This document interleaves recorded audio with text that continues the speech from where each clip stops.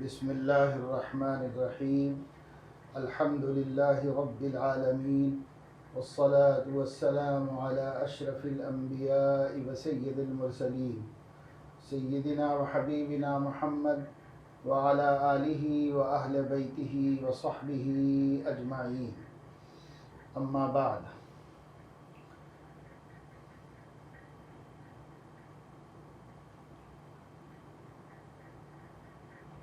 وعن سلمان الفارسي رضي الله تعالى عنه أنه قال: خطبنا رسول الله صلى الله عليه وسلم في آخر يوم من شعبان فقال: يا أيها الناس، قد أظلكم شهر عظيم، شهر مبارك، شهر فيه ليلة خير من 1000 شهر، جعل الله صيامه فريضة وقيام ليله تطوعا، من تقرب فيه بخصلة من الخير كان كمن أدى فريضة فيما سواه، ومن أدى فريضة فيه كان كمن أدى 70 فريضة فيما سواه، وهو شهر الصبر، والصبر ثوابه الجنة، وشهر المواساة،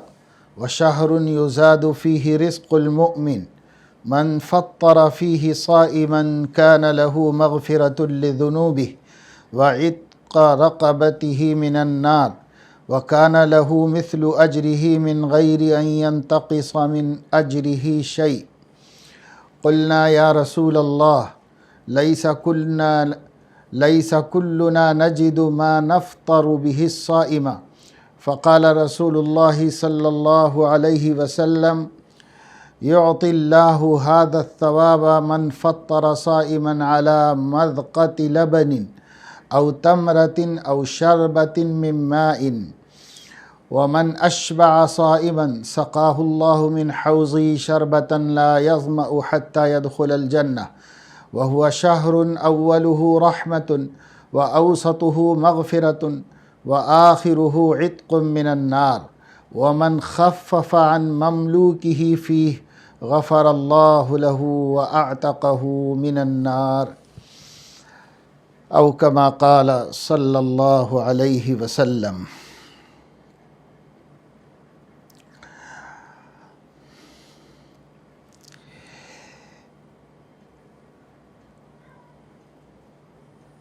امام بیہقی نے شعب الایمان میں یہ روایت نقل کی ہے، اور صاحب مشکات نے بھی اس کو کتاب الصوم میں نقل کیا ہے۔ یہ ایک لمبی حدیث ہے۔ آج ہم نے بجائے قرآن مجید کی تفسیر کے حدیث شریف کا درس اختیار کیا ہے، اور اس لمبی حدیث کو تھوڑی وضاحت کے ساتھ سامعین کے سامنے اس سلسلہ تذکیر و موعظت میں رکھنا مناسب سمجھا ہے، کیونکہ رمضان المبارک قریب ہے، اور یہ خطبہ ہے جو حضرت سلمان فارسی رضی اللہ تعالی عنہ کے بقول حضور اکرم صلی اللہ علیہ وسلم نے شعبان کی آخری دن یا آخری دنوں میں خطاب فرمایا تھا صحابہ کرام سے۔ اس وجہ سے اب چونکہ آج شعبان کی 27 تاریخ ہے، اور کل 28 اور پرسوں جمعہ کے دن سے تراویح شروع ہوگی، یعنی جمعہ کے دن غروب آفتاب سے رمضان المبارک کا مبارک موسم شروع ہونے جا رہا ہے۔ ظاہر ہے کہ پہلی ہی شب کو تراویح بھی پڑھی جاتی ہے، اگلے دن سے روزہ رکھنا شروع کیا جاتا ہے۔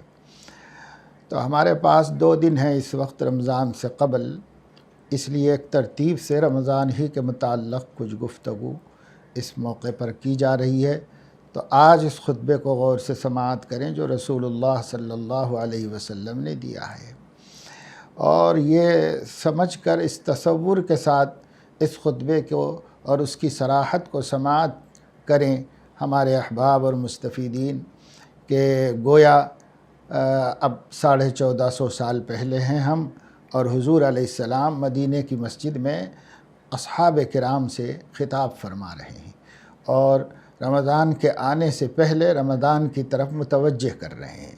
اگر ہم اس تصور سے سنیں گے تو ایک ایک بات دل میں بیٹھے گی، اور پھر ہر ایک پر عمل کرنے کی انشاءاللہ تعالی ہمیں توفیق نصیب ہوگی۔ وعن سلمان الفارسی رضی اللہ تعالی عنہ، سلمان فارسی رضی اللہ تعالیٰ عنہ جلیل القدر صحابہ کرام میں سے ہیں۔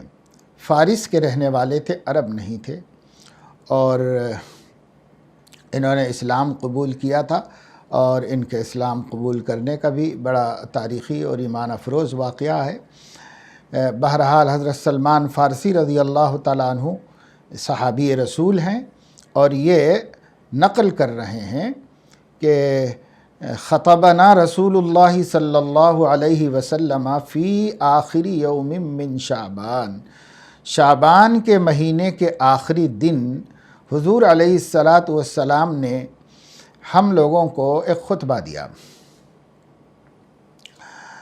اور خطبہ دینے کا مقصد یہی تھا کہ کل سے رمضان شروع ہونے والا ہے، لہٰذا مسلمانوں کو اس اہم مہینے اور عظیم مہینے کی فضیلت کا مذاکرہ کر دیا جائے۔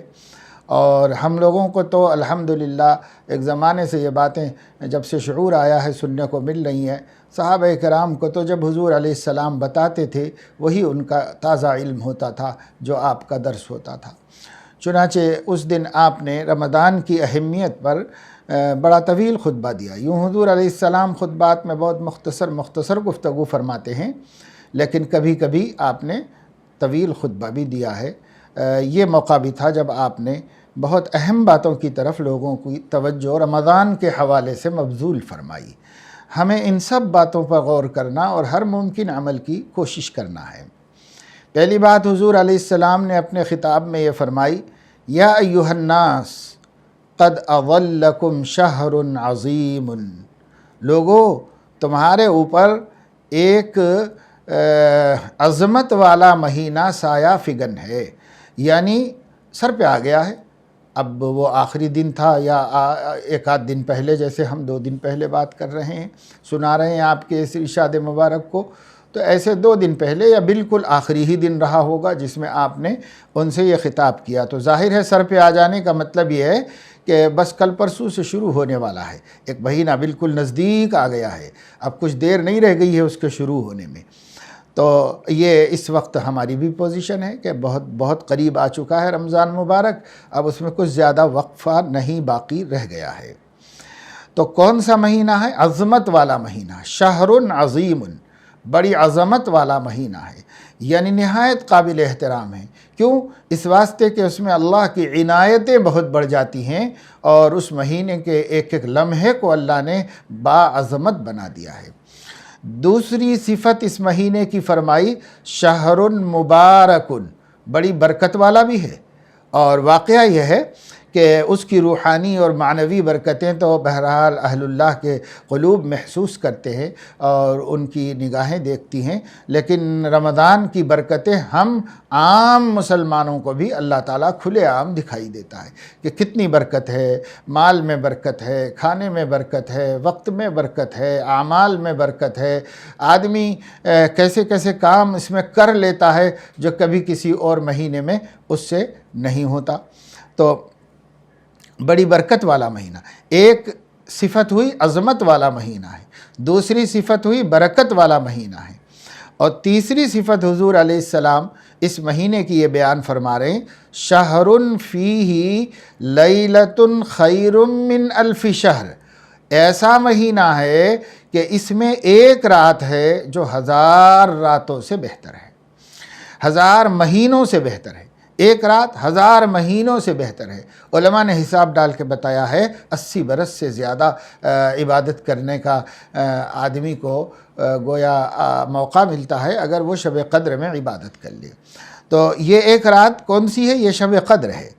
تو تیسری صفت ہوئی اس مہینے کی شہر فیہ لیلۃ خیر من الف شہر، ایک ایسی رات ہے اس پورے مہینے میں، کوئی سی بھی ایک رات ہے، اور بالخصوص وہ اخیر عشرے میں ہے اور بالخصوص طاق راتوں میں ہے، وہ اس کو شب قدر کہتے ہیں۔ حضور علیہ السلام نے فرمایا پہلی خصوصیت آنے والے مہینے کی یہ ہے کہ وہ عظمت والا مہینہ ہے، دوسری خصوصیت وہ برکت والا مہینہ ہے، تیسری خصوصیت اس میں اللہ نے ایک ایسی رات رکھی ہے جو ایک رات 1000 مہینوں سے بہتر ہے۔ 1000 مہینوں کا مطلب 80 برس سے بہتر ہے، اور ایک آدمی کو اس امت میں 80 برس کی عمر مل جائے یہ کتنی سعادت کی بات ہے۔ بہت کم ہی لوگ ہوں گے جو 80 برس تک جیتے ہیں، لیکن اگر 80 برس ایک آدمی کو، اور اگر اس کی عمر میں اس کو کم از کم 50 مرتبہ 60 مرتبہ کسی کو مل جائے، کسی کو 50 مرتبہ مل جائے شب قدر، تو اس کے کتنے برس عبادت کرنے کا ثواب ہوگا؟ سینکڑوں میں چلا جائے گا۔ اس عمر کا تصور بھی نہیں کر سکتا کہ اتنی لمبی عمر پہلے زمانے میں لوگوں کو اگرچہ دی گئی ہے لیکن ہم لوگوں کو تو نہیں دی گئی ہے، لہٰذا ہمارے لیے یہ بڑی شرف اور فضیلت کی بات ہے۔ ایسا مہینہ آ رہا ہے تو اس رات کو بھی ہمیں اس مہینے میں کھوجنے کی اور پانے کی کوشش کرنی ہے۔ بیان کرنے کا یہی مقصد ہے۔ چوتھی خصوصیت اس مہینے کی اللہ نے یہ فرمائی، اللہ کے نبی صلی اللہ علیہ وسلم نے، جعل اللہ صیامہ فریضہ، اللہ نے اس مہینے کے دنوں میں روزوں کو فرض کر دیا ہے۔ دنوں میں روزے رکھنا ہے، ہر دن روزہ رکھنا ہے۔ چنانچہ قرآن مجید میں اللہ تعالیٰ نے فرمایا فَمَنْ شَهِدَ مِنْكُمُ الشَّهْرَ فَلْيَصُمْ، جو اس مہینے کو پائے یعنی رمضان کے، تو اس کو چاہیے کہ وہ روزہ رکھے۔ یہ حکم امر ہے اللہ تعالیٰ کا جو روزے کو فرض کر رہا ہے، تو روزہ فرض ہے۔ تو چوتھی خصوصیت اس مہینے کی یہ بتائی ہمارے آقا نے کہ اس کے دن کے روزے فرض ہیں، اللہ نے فرض کیے ہیں۔ اور پانچویں خصوصیت یہ بیان فرما رہے ہیں وَقِيَامَ لَيْلِهِ تَطَوُّعًا، اس کی رات کا قیام جو ہے اسے اللہ تعالیٰ نے نفل قرار دیا ہے۔ اللہ تعالیٰ نے، کیونکہ پہلا جملے میں ہے جعل اللہ، اور اسی پر عطف ہے وَقِيَامَ لَيْلِهِ تَطَوُّعًا۔ تو یہ راتوں میں عبادت کرنا، رمضان شریف کی راتوں میں عبادت کرنا، یہ اللہ کے نبی صلی اللہ علیہ وسلم نے پانچویں خصوصیت بیان فرمائی کہ رمضان کی راتوں کی قیام یعنی رمضان کی راتوں میں نفل پڑھنا، یہ اللہ نے ہمارے اوپر تطوع یعنی سنت اور نفل قرار دیا ہے۔ حضور علیہ السلام نے اس عمل کو کیا ہے، اور اس عمل کو حضور علیہ السلام نے اس طرح کیا کہ رمضان کی راتوں میں آپ نے اپنی عبادت بڑھا دی، اور رمضان کی راتوں میں آپ خوب عبادت کیا کرتے تھے اور نفل نمازیں پڑھا کرتے تھے، اور آپ کے اس ذوق و شوق کو دیکھ کر بعد میں صحابہ کرام نے بھی مسجدوں میں اور گھروں میں رمضان کی راتوں میں نوافل کا بڑا اہتمام کیا، اور مسجد میں بھی آتے تھے تو چونکہ قرآن حضور علیہ السلام نے بہت لمبا سنایا تھا رمضان کی رات کی نمازوں میں، تو صحابہ نے اس کو ملحوظ رکھا، اور وہ بھی کیا کرتے تھے کہ جن کو قرآن زیادہ یاد ہوتا تھا انہیں امام بنا کر کے اپنا چھوٹی چھوٹی ٹکڑیاں وہ جماعت سے نمازیں پڑھ لیا کرتے تھے، قرآن سن لیا کرتے تھے اس میں، کیونکہ مقصد یہ تھا کہ رمضان کی راتوں میں لمبی نفلیں پڑھی جائیں جس میں قرآن سنا جائے۔ تو پھر سیدنا عمر بن الخطاب رضی اللہ تعالیٰ عنہ کا جب دور آیا، اور انہوں نے اپنے دور میں ایک مرتبہ رات میں دورہ کرتے ہوئے دیکھا کہ لوگ مسجد میں جگہ جگہ چھوٹی چھوٹی جماعتیں بنا کر کے قرآن سن رہے ہیں اور نفلیں پڑھ رہے ہیں۔ حضرت عمر رضی اللہ تعالیٰ عنہ کے سامنے اللہ کے نبی صلی اللہ علیہ وسلم کے منشا اور اللہ کے نبی صلی اللہ علیہ وسلم کا مزاج خوب اچھی طرح آیا تھا، کیونکہ وہ سابقون الاولون میں سے ہیں اور شروع سے حضور کے ساتھ لگے ہوئے ہیں، 40ویں مسلمان ہیں، اور جب سے حضور کے ساتھ لگے لگے تو اخیر تک لگے۔ پھر وہ حضور علیہ السلام کے خسر بھی تھے، پھر وہ حضور علیہ السلام کے مزاج شناس بھی تھے، پھر وہ حضور علیہ السلام کے نہایت مقرب لوگوں میں سے بھی تھے، اور حضور علیہ السلام نے ان کے بارے میں فرمایا ہے کہ اللہ تعالیٰ ان کی زبان سے وہ حق ہی کو جاری کرتا ہے۔ ان کے بارے میں حضور علیہ السلام نے فرمایا کہ وہ جس راستے سے گزر جاتے ہیں شیطان کی مجال نہیں کہ ٹکے، وہ ڈر کے بھاگتا ہے وہاں، ان کے ایمان سے اتنا خوف کھاتا ہے۔ اور یہ بھی حضور علیہ السلام نے فرمایا ہر امت میں محدث لوگ ہوتے ہیں، یعنی اللہ تعالیٰ ان کے دل میں بات ڈالتا ہے، تو ان کے دل میں بھی جو ہے اللہ تعالیٰ میری امت میں عمر کے دل میں بات ڈالتا ہے اپنی طرف سے۔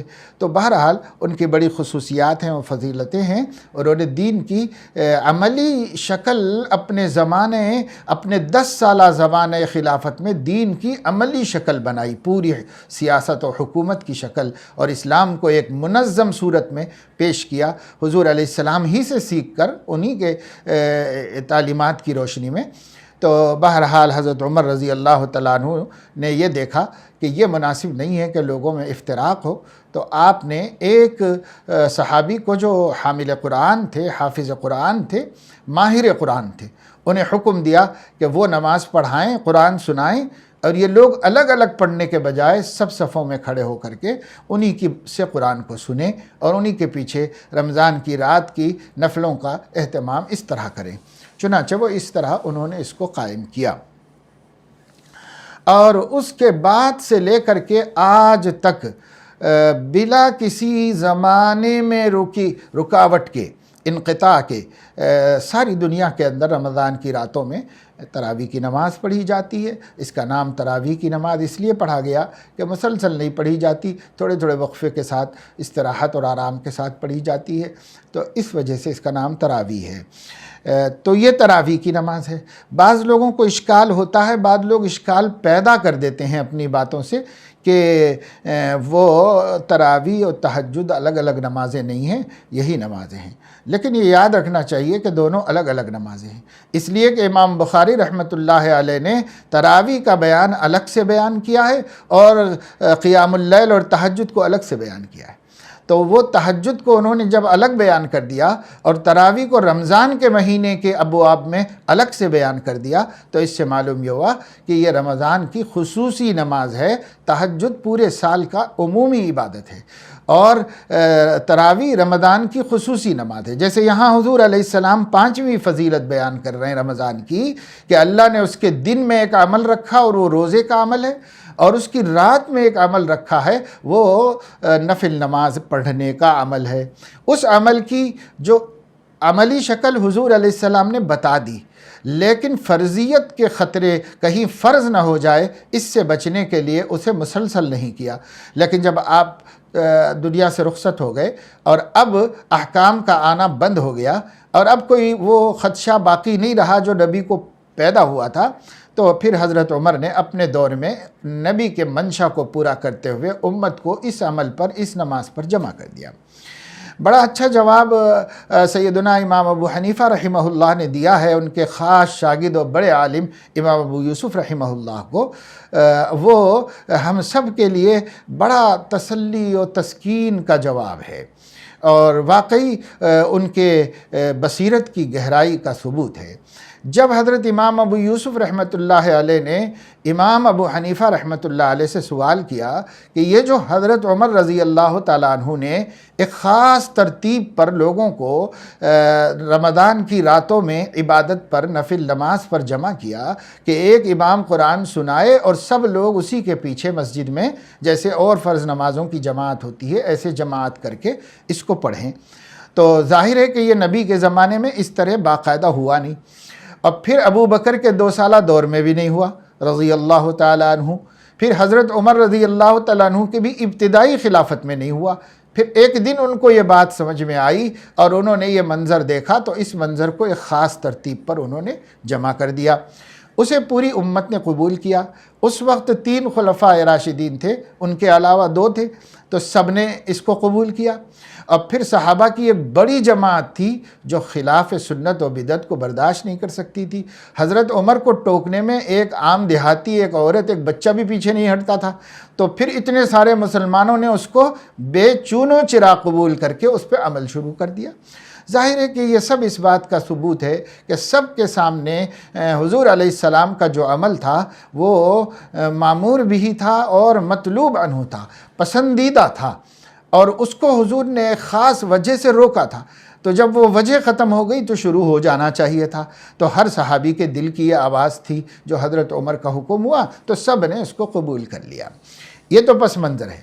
لیکن حضرت امام ابو یوسف نے اپنے استاد امام ابو حنیفہ سے پوچھا کہ حضرت کیا سیدنا عمر رضی اللہ تعالیٰ عنہ کے پاس حضور علیہ السلام کی کوئی ہدایت یا سنت موجود تھی؟ وہ کس بنیاد پہ انہوں نے اس عمل کو قائم کیا؟ تو سیدنا امام ابو حنیفہ رحمہ اللہ کو اللہ پاک جزائے خیر دے، بڑے پتے کی بات کی۔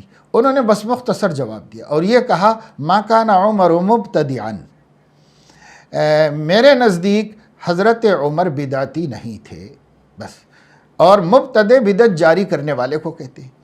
تو امام ابو حنیفہ نے بجائے اور طویل بحثیں کرنے کے جو سب صحیح ہیں، جسے اور علماء نے بیان کیا ہے، وہ سب باتیں بیان کرنے کے بجائے ایک سیدھی بات بتائی جس سے ایک نہیں سینکڑوں مسئلے حل ہو جاتے ہیں، سینکڑوں مسئلے حل ہوتے ہیں۔ اور یہی امام ابو حنیفہ کی خصوصیت ہے کہ وہ قرآن حدیث سے ایک بات ایسی بولتے ہیں جس کے اندر 20 مسائل کا حل نکل آتا ہے۔ یہ ان کے فہم کی خصوصیت ہے، اور اسی سے ایک طبقے کو حسد ہو گیا۔ لیکن اللہ جس کو جو توفیق دے دے، اس میں حسد کی کیا بات ہے؟ استفادہ کرنا چاہیے، اللہ جس کو جو سمجھ دے علم دین کی۔ بہرحال حضرت امام ابو حنیفہ نے بڑے پتے کی بات ہے یہ، آپ اس کو جو ہے کہتے ہیں کہ گرہ میں باندھ لیں۔ اگر آپ اس کو گرہ میں باندھ لیں گے نا، کتنی جگہ یہ بات ہمارے شکوک شبہات کو صاف کر دے گی، سارے بادل چھٹ جائیں گے۔ بڑی اچھی بات ہے۔ ما کان عمر مبتدعا، ارے بابا یہ حضرت عمر نے کیا ہے، اور 2 خلفاء راشدین اور سینکڑوں صحابہ کی موجودگی میں کیا ہے۔ کیا آپ ان سب کو بدعت کے تہمت سے متہم کرنا چاہتے ہیں؟ کیا آپ ان سب کو اوپر بدعت کا الزام لگانا چاہتے ہیں؟ ما کان عمر مبتدعا، عمر بدعت کے حامی نہیں تھے، عمر تو بدعت کے دشمن تھے۔ اگر انہوں نے یہ کام کیا اور صحابہ نے اس کو قبول کیا تو اس کا مطلب یہ ہے کہ سینکڑوں صحابہ اور 2 خلفاء کی تائید کے ساتھ انہوں نے ایک عمل کو جاری کیا۔ یہی وجہ ہے کہ ان کا یہ عمل آج تک پورے عالم اسلام میں جاری ہے اور اس پر عمل ہو رہا ہے۔ لہذا آج کل لوگ ذرا ضرورت سے زیادہ ہی پڑھ لیے ہیں۔ ضرورت سے زیادہ پڑھ لینا بھی بڑا مشکل کا مسئلہ ہوتا ہے۔ جیسے مثل مشہور ہے کہ صاحب جب پی ایچ ڈی ہو جاتا ہے تو آدمی بیکار باتیں زیادہ کرنے لگتا ہے۔ تو ایسے ہی آج کل لوگوں کا مطالعہ ذرا ضرورت سے زیادہ ہو جا رہا ہے بعض لوگوں کا، اور بس وہ اپنے کو مجتہد، محقق، اتنے بڑے محقق اور اتنے بڑے متبع سنت بنا لیتے ہیں کہ وہ صحابہ پر اور خلفاء راشدین پر اور نبی پاک صلی اللہ علیہ وسلم کے معتمد علیہ لوگوں پر بھی بس تہمتیں تراشنا اور الزامات لگانا، اور ان کے مقابلے میں اپنی بات کو چلانا چاہتے ہیں کہ صاحب اپنی بات چلے، ان کو وہ کون ہوتے ہیں؟ یہ نعوذ باللہ من ذالک۔ یہ جملہ یاد رکھ لیجیے، حضرت امام ابو حنیفہ نے ایک بڑے عالم دین کو ایسا جواب دے کر ایک وسوسے کی جڑ کاٹ دی ہے کہ تم صحابہ کے بارے میں، بالخصوص خلفاء راشدین کے بارے میں سوچو ہی مت کہ وہ انہوں نے غلط باتیں جاری کیں، جبکہ وہ ان کے اجماع سے کوئی کام ہو جائے۔ اکیلے ایک بات میں پھر بھی سوچا جا سکتا ہے کہ بھئی انہوں نے سمجھا تو کیسے سمجھا، دوسروں نے نہیں سمجھا، لیکن ایک چیز کو تمام صحابہ نے سمجھا اور مان لیا، وہاں آپ کو اشکال کیوں پیدا ہوا؟ یہ اشکال پیدا ہونا ایک مرض کا ثبوت ہے، اور وہ مرض ہے صحابہ پر اعتماد نہ ہونا، خلفاء راشدین پر اعتماد نہ ہونا۔ بہرحال چونکہ آج کل واٹس ایپ پہ رمضان آتا ہے نا، تو یہ سب بحثیں شروع ہوتی ہیں، اس لیے میں نے تھوڑا سا اس پہ زیادہ بول دیا ہے، یعنی اس جملے پر تھوڑا زیادہ کلام اس لیے کر دیا ہے کہ یہ بات ذہن میں بیٹھ جائے کہ تراویح کی نماز رمضان کی خاص عبادت ہے، اس کا تہجد سے کوئی تعلق نہیں، تہجد اپنی جگہ پر، تراویح اپنی جگہ پر۔ اور تراویح رمضان کی راتوں میں شروع رات میں پڑھی جاتی ہے، تہجد اخیر رات میں پڑھی جاتی ہے۔ تراویح سونے سے پہلے پڑھی جاتی ہے، تہجد سو کے اٹھ کے پڑھی جاتی ہے۔ اس میں بہت بڑا فرق ہے۔ تراویح صرف رمضان میں پڑھی جاتی ہے، تہجد پورے سال میں پڑھی جاتی ہے۔ یہ فرقوں کو ملحوظ رکھیں تو پھر کوئی اشکال نہیں ہوگا۔ تو رمضان کی 5 خصوصیتیں بیان فرما دیں، اب 6ٹھی خصوصیت بیان کر رہے ہیں۔ من تقرب فیہ بخصلۃ من الخیر کان کمن ادی فریضۃ فیما سواہ۔ ایک خصوصیت رمضان کی یہ ہے کہ اس مہینے میں جیسے ہی، یعنی اب جمعہ کے دن انشاءاللہ امید ہے کہ جمعہ کے دن سے مغرب سے رمضان شروع ہو جائے گا، تو یہاں سے لے کے پھر عید کا چاند نظر آنے تک، شوال کا چاند نظر آنے تک پورا مہینہ ہے، چاہے 29 دن کا ہو چاہے 30 دن کا ہو، یہ پورا مہینہ ہے۔ تو اس مہینے میں ہر سال جب رمضان کا مہینہ آئے گا تو آپ کوئی بھی فرض کام کریں گے، فرض عمل کریں گے تو دوسرے مہینوں میں 70 فرض پر جو اجر ملتا ہے، رمضان میں ایک فرض پر وہ اجر ملتا ہے۔ اس کا یہ مطلب نہیں ہے کہ کوئی جو ہے میتھمیٹکس کا ماہر ہو تو وہ جمع تفریق ضرب کرے اور یوں کہے کہ ایک مرتبہ نماز پڑھو تو 70 ادا ہو گئی، تو فریضے چھوڑ بیٹھے۔ اور ایک روزہ رکھ لے، کہا کہ ایک میں نے فرض روزہ رکھا ہے، 2 مہینے 10 دن کے روزے تو ہو گئے، 2 سال کے نمٹ گیا۔ تو بعض لوگوں کو ہو سکتا ہے حساب کتاب میں مہارت ہو، وہ گڑبڑ کریں، تو یہ کچھ نہیں ہے، صرف ثواب بڑھتا ہے، فریضہ باقی رہتا ہے ثواب۔ ایک صاحب تھے تو ہم نے کہا کہ بھائی قضاء عمری ضروری ہے اور اپنی جو نمازیں چھٹی ہوئی ہیں اسے پڑھنا چاہیے۔ تو ایک صاحب کہنے لگے بڑے بھولے پن سے کہ مولانا میں حج کو گیا تھا تو حرم شریف میں 5 نمازیں قضاء عمری کے پڑھ لیا، تو 1 لاکھ ہو گئے نا، تو اتنے تو نہیں چھٹے تھے ہوں گے میرے زندگی میں۔ تو ایسے کچھ حساب کتاب ڈالنے والے ہوتے ہیں، تو اس لیے بتانا پڑتا ہے۔ حضور علیہ السلام فرما رہے ہیں کہ رمضان المبارک کی 6ٹھی خصوصیت یہ ہے کہ اس میں فریضے کا ثواب 70 کے برابر اللہ بڑھا دیتے ہیں، اللہ بڑھا کے قبول کرتے ہیں، اجر بڑھ جائے گا۔ فریضہ تو ایک ہی ادا ہوگا، اجر اس کا بڑھ جائے گا اور 70 گنا اللہ تعالیٰ اس کا اجر عطا فرمائیں گے۔ 7ویں خصوصیت، ومن ادا من تقرب فیہ بخصلۃ من الخیر کان کمن ادا فریضۃ فیما سوا۔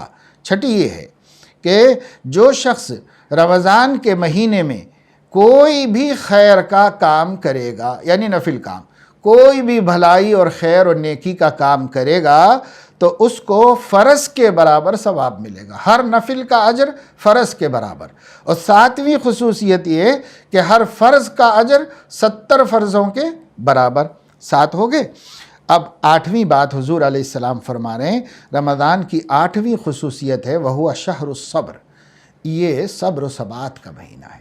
صبر کہتے ہیں نفس کو نامناسب اقدامات سے روکنا، اس کو صبر کہتے ہیں، یعنی نہ زبان سے نامناسب باتیں نکلیں اور نہ ہاتھ پیر سے کوئی نامناسب حرکت کا صدور ہو، اس کو صبر کہتے ہیں۔ تو حضور علیہ السلام فرما رہے ہیں کہ اس مہینے کی 8ویں خصوصیت ہے کہ یہ صبر کا مہینہ ہے۔ قدم قدم پر اپنے معمولات بدل جانے کی وجہ سے آدمی کو بسا اوقات چڑچڑاپن ہوتا ہے، بعض وقت شام کے وقت میں چڑچڑاپن بڑھ جاتا ہے، بعض دفعے عورتوں کو شام میں کام بہت رہتا ہے اور بچے ستاتے ہیں تو چڑچڑاپن بڑھ جاتا ہے، اس طرح مردوں کو بھی ہوتا رہتا ہے۔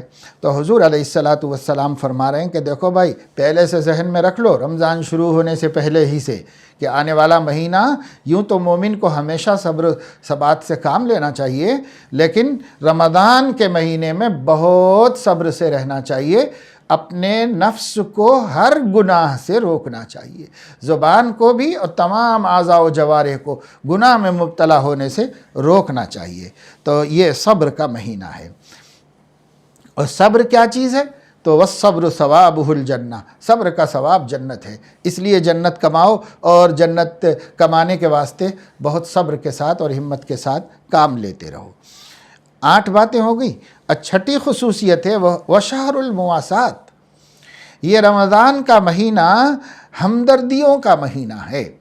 ایک دوسرے سے ہمدردی کرو، رشتہ داروں سے ہمدردی کرو، غریبوں سے ہمدردی کرو، نوکر چاکر سے ہمدردی کرو، اور اسی طریقے سے گھر والوں سے ہمدردی کرو۔ بچے ہمدردی کریں اپنے بڑوں سے، اور بڑے ہمدردی کریں اپنے چھوٹے سے، میاں بیوی ایک دوسرے کی ہمدردی کریں، اور غمخواری پورے تمام رشتہ داروں کا، الاقدم فالاقدم، قریب ترین رشتہ دار، پھر اس کے بعد والے رشتہ دار، پھر عام مسلمان، اس طرح ان سے غمخواری کرنا اور ہمدردی کرنا۔ مواسات غمخواری کرنے کا اور بھلا سلوک کرنے کا یہ مہینہ ہے۔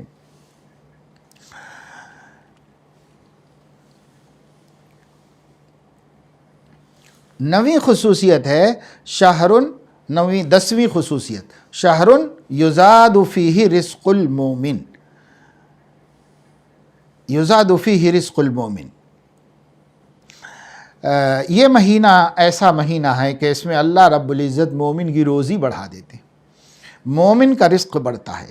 اور یہ اتنی کھلی ہوئی بات ہے کہ رمضان میں پہلے ہی دن سے ہر مومن کا کھانے پینے میں اللہ تعالیٰ اضافہ فرما دیتے ہیں، اور امیر ہو اس کے ہاں بھی، غریب ہو اس کے ہاں بھی، مالدار اپنا پیسہ خرچ کر کے، اور غریب لوگوں پر ان مالداروں کی مہربانیوں سے، تو مالدار کے ہاں بھی روزی بڑی ہوئی ہے، اور اللہ تعالیٰ ان کے دلوں میں ڈالتا ہے، اور وہ غربا پروری شروع کر دیتے ہیں، تو غریبوں کے ہاں بھی روزی بڑی ہوئی۔ اور اگر کسی نادار کو کوئی مالدار نہیں پوچھ رہا ہوگا تو بھی اللہ تعالیٰ کا غیبی نظام ہے کہ اس کی بھی روزی بڑی ہوئی ہوگی رمضان شریف کے اندر، بشرطے کہ وہ رمضان شریف کی قدر کر رہا ہو۔ تو 11ویں خصوصیت یہ ہے من فطر فیہ صائما کان لہ مغفرۃ لذنوبہ،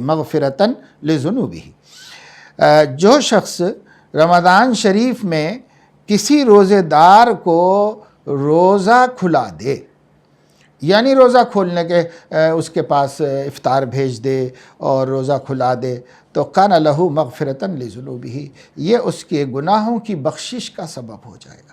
کسی بھی روزے دار کو اس کے لیے کوئی خاص مقدار اور کوئی خاص شکل اور دعوتیں اور افطار پارٹیاں تو خیر موجودہ حالات میں اسباب بظاہر نہیں ہیں، زبردستی اللہ نے بچایا ہے اس سے، تو نہیں تو لوگ اس میں بھی طرح طرح کے تماشے کرتے ہیں، ہر جگہ ریاکاری، دکھاوا، ہر جگہ تماشا، ہر جگہ اللہ کو خوش کرنے کے بجائے نفس کو خوش کرنے، مخلوق کو خوش کرنے کی بات آ جاتی ہے، اور یوں نفس ہمارے اچھے اعمال کو بھی برباد کر کے اللہ تعالیٰ کے ہاں ناقابل قبول بنا دیتا ہے۔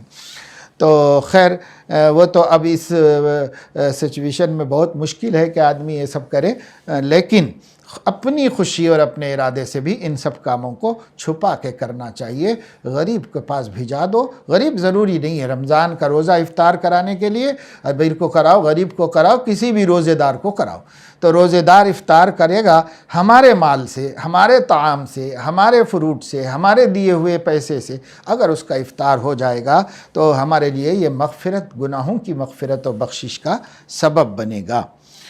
12ویں خصوصیت یہ ہے کہ یعنی 11ویں میں یہ بھی داخل ہے کہ گناہوں کی مغفرت ہوگی اور جہنم سے نجات ہوگی، جہنم سے نجات۔ یہ 2 خصوصیتیں افطار کی بتائی گئی ہیں۔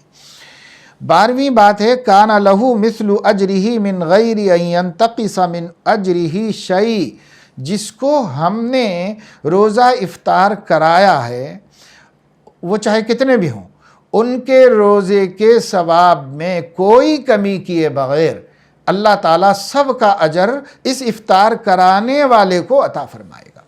اس افطار کرانے والے کو اس ثواب کو حاصل کرنے کے لیے پہلے زمانے میں ہم ہمارے بچپن میں دیکھتے تھے کہ بڑی غربت بھی تھی اور اسباب بھی نہیں تھے اور کھانے پینے کی اتنی چیزیں بھی نہیں تھیں، سہولتیں بھی نہیں تھیں، اتنا فروٹ بھی مارکیٹ میں کبھی دیکھا نہیں گیا، لیکن اس سب کے باوجود چھوٹے موٹے فروٹ دو چار فروٹ آتے تھے، اسی کے چھوٹے چھوٹے ٹکڑے کر کے اور اسے جمع کر کے تشتریوں میں ایک ایک گھر کو پڑوسیوں میں بھیجتے تھے۔ ان کے ہاں سے بھی آ جاتا تھا، جاتا کچھ بھی نہیں تھا، کچھ ہمارے ہاں سے گیا، کچھ ان کے ہاں سے آ گیا، دونوں کے پاس کوئی کمی نہیں ہوئی، لیکن سب ایک دوسرے کی محبت، ایک دوسرے کے خلوص کا قدرداں ہوتے تھے، اور بڑے محبتیں اور بڑی پیار اس سے پیدا ہوتی تھی۔ اب سب گیا دکھاوے نے ہمارے ہر عمل کے اندر دشمنیاں تو پیدا کرائیں، لیکن دوستی اور محبت نہیں پیدا کرائی۔ محبت تو خلوص سے پیدا ہوتی ہے۔ بہرحال کسی کا ثواب اللہ کم نہیں کرتا، لیکن ان کرانے والوں کو ملتا ہے۔ تو جب لوگ اس طریقے سے روز اپنے پڑوسیوں کو دیتے تو روز ہر ایک کو 10 کا ثواب مل رہا ہے۔ روزہ ایک رکھ رہے ہیں لیکن 10 کا ثواب مل رہا ہے، کیونکہ سب ہی یہ کر رہے ہیں کہ بھئی انہوں نے 9 گھروں میں بھیج دیا، انہوں نے 9 گھروں میں بھیج دیا، انہوں نے سب نے بھیج لیا ایک دوسرے کے پاس۔ تو اس کا فائدہ یہ ہوا کہ سب کے حساب ثواب کم کیے بغیر، کسی کا کم کیے بغیر سب کا ثواب ہر ایک کو ملا، ہر ایک کو، کوئی بھی نہیں، سب نے 10 روزوں کا ثواب کما لیا۔ تو یہ خلوص سے اور عقل مندی سے کام کرنے والوں کے فائدے ہیں۔ اور حماقتیں کرنے والوں کو کیا فائدہ ہے سوائے دکھاوے کے، اور وہ دکھاوا بھی قبول نہیں ہوتا اللہ تعالیٰ کے پاس۔ اور وہ جو کھا کے جاتے ہیں وہ بھی تعریف نہیں کرتے، وہ بھی بولتے پیسے بہت ہو گئے، شاید دیوانے کو ایسا کر رہا، وہ بھی یہی کہتے ہوئے جاتے ہیں۔ تو کیا ملتا ہے؟ کچھ نہیں ملتا۔ اللہ کے لیے کرو، اللہ مل جائیں گے، اللہ کی رضا مل جائے گی، آخرت کی نعمتیں مل جائیں گی۔ ہر کام اللہ کو خوش کرنے کے لیے کرنا چاہیے۔ تو اب آگے فرماتے ہیں کہ ایک صحابی نے کہا کہ یا رسول اللہ، لیس کلنا نجد ما نفطر به الصائم۔ اے اللہ کے رسول، ہم اتنے غریب لوگ ہیں کہ اپنے روزے کی، اپنے افطار کا انتظام مشکل ہے۔ اب ہم میں سے ہر ایک اس لائق تو نہیں ہے، مالدار تو کریں گے کہ غریبوں کو کھلائیں گے، روزہ افطار کرائیں گے، اور یہ سب ثواب 3 اجر ہیں۔ ایک مغفرت ہوگی، جہنم سے نجات ہوگی، اور اس کے روزے کا ثواب بھی ملے گا، اس کو بھی ملے گا، لیکن افطار کرانے والے کو ملے گا۔ ثواب جب اتنا بتا دیا حضور نے، اب غریب صحابہ کے دلوں میں ٹیس ہونے لگی کہ صاحب وہ ہم اپنے بچوں کو کھلانا گھر والوں کو مشکل ہے، اب ہم تو نہیں کھلا سکیں گے کسی کو افطار۔ جب ہم کسی کا افطار نہیں کرا سکیں گے تو اتنے بڑے اجر سے تو پھر مالدار ہی فائدہ اٹھائیں گے، ہم غریب محروم۔ تو ان کے دل میں جو ہے ایک قسم کی مایوسی چٹکیاں لینے لگی۔ انہوں نے پوچھ لیا حضور سے، اور اللہ ان کو جزائے خیر دے کہ انہوں نے پوچھ کر قیامت تک کے غریبوں کا مسئلہ حل کرا دیا۔ حضور علیہ السلام نے اس کے جواب میں فرمایا، یعطی اللہ ھذا الثواب من فطر صائما علی مذقۃ لبن او تمرۃ او شربۃ من ماء۔ حضور علیہ السلام نے فرمایا، دیکھو اللہ تو صرف بہانہ دیکھتا ہے، بہانوں سے بخشش کے وہ خود ہی نکالتا ہے۔ ایسا مت سمجھو کہ افطار کرانے کا مطلب پورا پیٹ بھر کھانا کھلانا اس کو، یہ نہیں ہے۔ اگر کوئی آدمی اخلاص کے ساتھ اللہ کی رضا کے لیے کسی روزے دار کا روزہ کھلایا، دودھ کی ایک گھونٹ لسی سے یا پھر کھجور سے، ایک کھجور سے یا ایک گھونٹ پانی سے، بھئی اس سے بھی اگر کسی نے اخلاص کے ساتھ کسی روزے دار کو پیش کر دیا اور اس کو سامنے رکھ دیا کہ بھائی روزہ افطار کر لیجئے، اس شخص کو بھی اللہ تعالیٰ وہی 3 بڑے بڑے اجر دیں گے جس کا میں ذکر کیا ہوں۔ اللہ پاک صحابہ کرام کو بھی جزائے خیر دے۔ انہوں نے ایسی باتیں پوچھی حضور سے کہ اگر وہ نہ پوچھتے تو پھر ہمارا مسئلہ ہی حل نہ ہوتا اور کوئی بتانے والا نہ ہوتا۔ یہ تو ہو گیا وہ ثواب پا لینا۔ وَمَنْ أَشْبَعَ صَائِمًا سَقَاهُ اللَّهُ مِنْ حَوْضِي شَرْبَةً لَا يَظْمَأُ حَتَّى يَدْخُلَ الْجَنَّةَ۔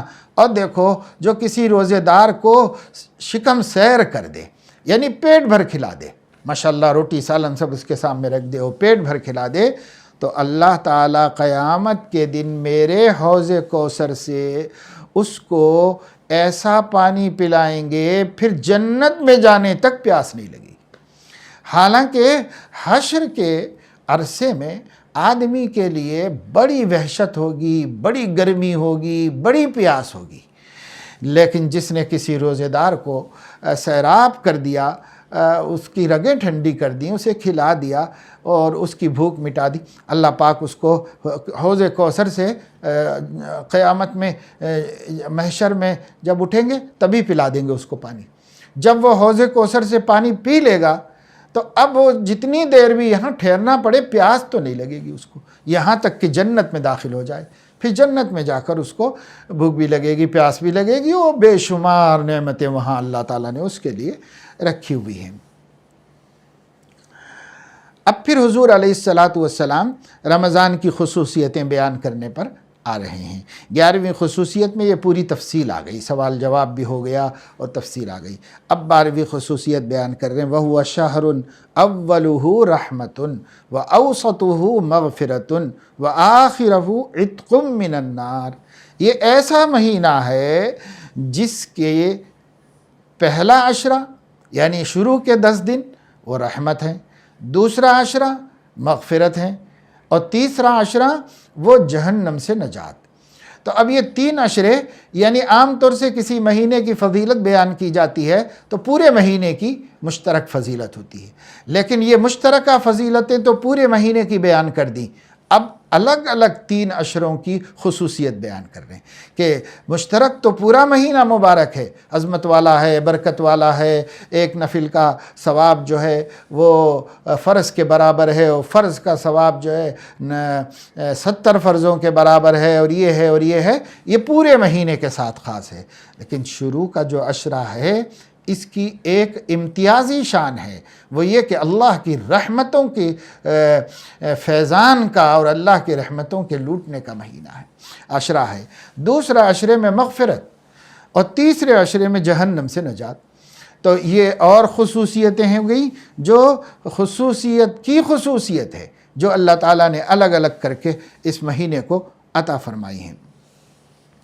13ویں اور آخری بات سیدنا محمد رسول اللہ صلی اللہ علیہ وسلم نے فرمائی، من خفف عن مملوکہ فیہ غفر اللہ لہ واعتقہ من النار۔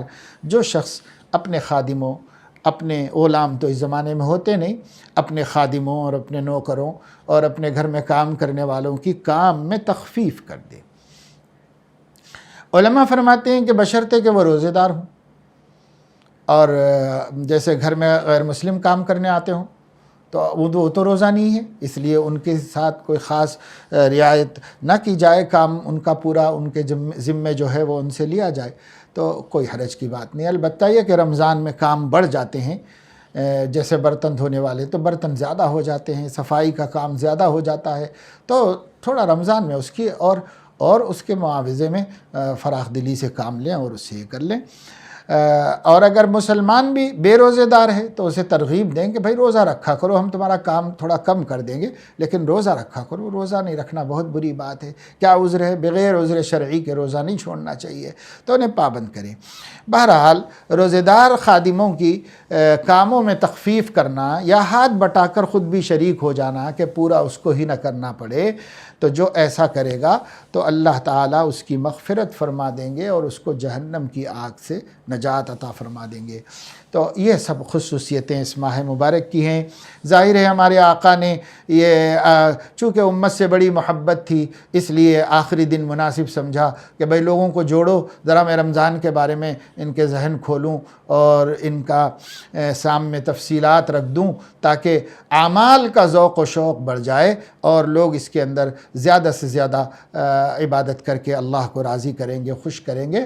تو چنانچہ ازراہ شفقت، چونکہ آپ سراپا رحمت تھے تو آپ نے یہ کام کیا۔ آج ہم ان کی اسی رحمت و شفقت سے استفادہ کرتے ہوئے آپ لوگوں تک ان کا یہ پیغام پہنچا رہے ہیں، اور اس پورے پیغام کو، ان تمام باتوں کو ہماری نہیں اپنے آقا کا پیغام سمجھ کر بہت دل کی خوشی سے قبول کریں، اس کو ذہن میں بٹھائیں، اور آنے والے دنوں میں ماہ مبارک کا ایک ایک دن ان سب باتوں کو سامنے رکھ کر اس کی روشنی میں گزارنے کی کوشش کریں۔ اللہ پاک اپنے فضل و کرم سے مجھے آپ کو سب کو توفیق عمل نصیب فرمائے، اور ہم سب کو اللہ تبارک و تعالی شانہ رمضان المبارک کی کما حقہ قدر کرنے میں غیبی مدد فرمائے، اور ان مشکلات کو جو ہمارے ساتھ ہیں ہمارے لیے رحمت بنائے، اور ان مشکلات کے جلد ختم ہونے کے اسباب پیدا فرمائے۔ آمین۔ وآخر دعوانا ان الحمد للہ رب العالمین۔